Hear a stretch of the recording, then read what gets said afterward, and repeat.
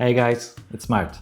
Last time we had a look at financial systems, DeFi and asset tokenization. Now that we got some overview on the basics, we will cover decentralized exchanges and their mechanics like automated market makers and order books. If you want to learn how these magical token swaps are happening, I promise you will leave this video wiser. I will try to explain the technical parts, but this is important to anyone using decentralized exchanges. Because you put your valuable assets there and you probably try to gain some profit. Understanding the underlying mechanism can also help you with being a better trader. So let's get down to it.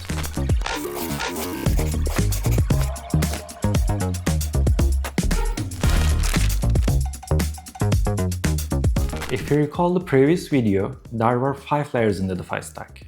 And decentralized exchanges are in the 4th layer, which is the application layer, because they are simply user interfaces that let you access the smart contracts in the protocol layer, which is the 3rd one. There are 2 popular types of exchanges on the decentralized web. First one is automated market makers, AMMs. AMMs operate using liquidity pools. You can think of these pools as the source that can receive and provide some amount of specific tokens, which is the swap operation. How do these liquidity pools work? Let's create an example. There are 2 tokens, red and blue. And for the sake of this video, assume that they are priced $1.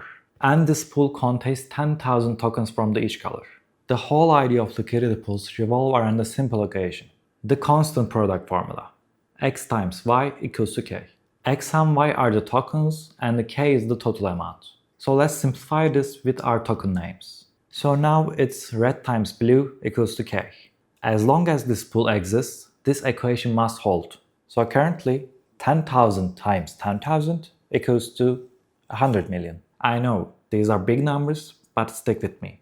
Everything will be clear in a moment. Alice comes to the pool to give 1,000 red tokens to receive some amount of blue ones. Now, the pool has to calculate how much blue tokens it can give to Alice in exchange of 1,000 red ones. Remember, there is one simple rule that the pool has to follow. It has to make sure that the equation holds with each swap operation. Then, the pool simply calculates the following. If I get 1,000 red tokens, how much I can give to this person so that the equation still holds? It calculates that amount by dividing the new total of red tokens by the constant, K. This ensures the equation still holds. Since the pool received 1,000 red tokens from Alice, red is now 11,000. 100 million divided by red gives us 9,090, which is the amount of blue tokens that should be in the pool so that the equation still holds. This shows that the pool can give 910 blue tokens to Alice in exchange of 1,000 red tokens. This difference in amounts exchanged is called slippage. Slippage is the difference between the expected price of a token and the actual price you pay for it when the trade is executed. Slippage occurs because the price of the tokens in the pool changes with every swap operation. When Alice initiated her swap, she expected to exchange 1,000 red tokens for 1,000 blue ones, as both tokens were priced at $1 each. However, because her trade impacted the balance of the pool, the final price of blue tokens has increased slightly, and she only received 910 blue tokens.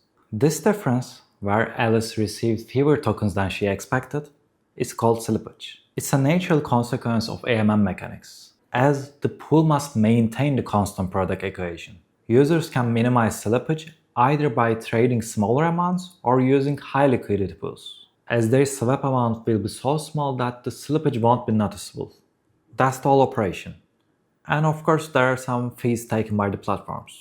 The more of a token there is in the pool, the less it costs, and vice versa.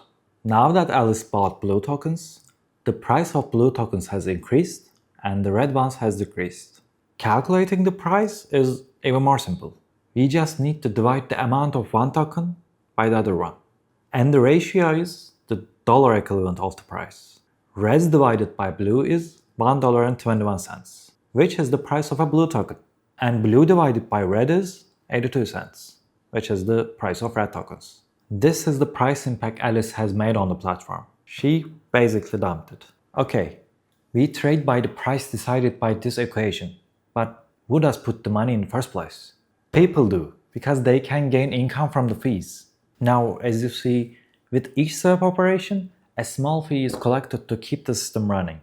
These fees are taken by platforms and they send some part of it to the liquidity providers.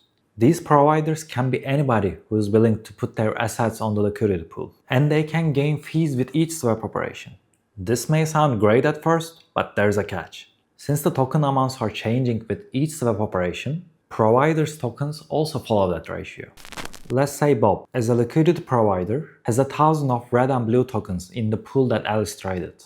When the pool starts trading, and Alice gives 1,000 red tokens to buy blue ones, ratio changes. Now there are 9,090 blue ones and 11,000 red ones in the pool, just like the example we showed earlier.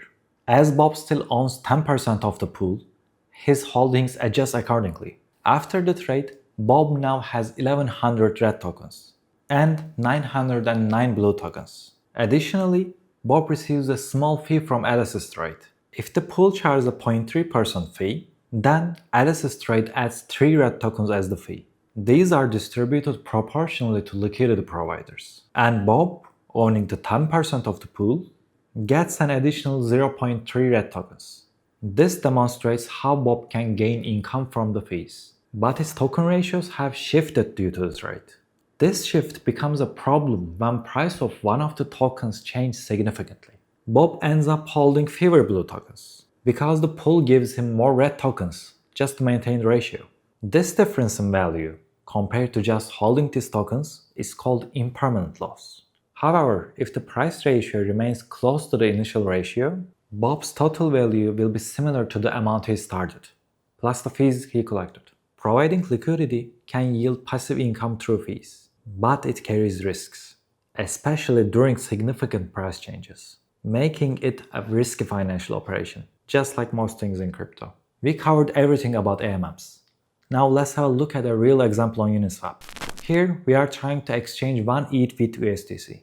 There is a 0.25% fee, which is taken by Uniswap as a platform fee, and some part of it is distributed among liquidity providers. Network cost is the gas fee required by the Ethereum blockchain to execute this transaction. Order routing is a feature of Uniswap. It doesn't exist in all AMMs. It is basically searching for different liquidity pools to find the best possible price for the swap. Because sometimes the best possible price can be found by using 2 different pools in order. If you remember from the previous video, at the top of the DeFi stack, there was an aggregation layer. Here, Uniswap is included in both application and aggregation layers. Let's look at an order routing example. Again, Alice wants to swap her red tokens for the blue ones. But the liquidity pool of red and blue tokens is very low on liquidity, which results in high slippage. Order routing finds another token, which has a pool with both red and blue one. Let's make it green. Since green-red and green-blue pools are high in liquidity, their slippage is low. So order routing feature first swaps Alice's red tokens for the green ones, then swaps green ones for the blue ones, creating the most efficient swap price. Then there's price impact, which is the impact that your trade has on the market price of the pool. Finally, at the bottom, there's slippage, which we already talked about. It can be set by the user to a specific amount, but the default here is 0.5%. This means if your expected token amount changes more than this value, the transaction will revert and you are guaranteed to get your tokens back instead of completing the swap operation. We covered almost everything about AMMs, but there is one more thing we should cover. It's the order book mechanism. You are probably aware of this, as this is a very popular concept in centralized exchanges. Order books hold the real-time list of all current buy and sell orders. If Alice sets a buy order for $5, her trade operation will wait until a matching sell order is listed. So Bob comes and creates a sell order at $5. The order book engine matches Alice's and Bob's orders and makes the swap. As you see, this requires lots of data storage and fast matching to provide good user experience. At the moment, most blockchains can't afford this without making their users pay a lot of money. Even if they do, the speed will be limited to the block generation time. There are other versions of order books, which rely on centralized servers for faster matching and order storage. But this defeats the idea of being a decentralized exchange, if they have a private server that can manipulate or censor the transactions. And that's it. Thank you for sticking until now, and I hope everything is clear. Next up, we will dive into another keystone of DeFi, the oracles. Until then, take care and keep on rising.